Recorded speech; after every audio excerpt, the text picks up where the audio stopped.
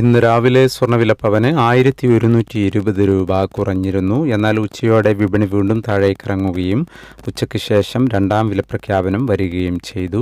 രാവിലെ സ്വർണ്ണവില പ്രഖ്യാപിക്കുമ്പോൾ അന്താരാഷ്ട്ര മാർക്കറ്റിൽ ഔൺസിന് $4,683 പരിധിയിലായിരുന്ന സ്വർണ്ണവില രണ്ടാം വില പ്രഖ്യാപന സമയത്ത് $4,636 പരിധിയിലേക്കിറങ്ങി.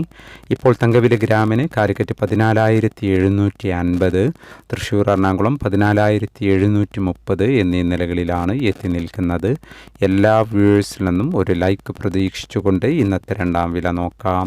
ഉച്ചയ്ക്ക് ശേഷം പവന് 1,800 രൂപ കുറഞ്ഞു. ഇന്ന് 2/4/2026 പവന് 1,09,240, ഗ്രാമിന് 13,655.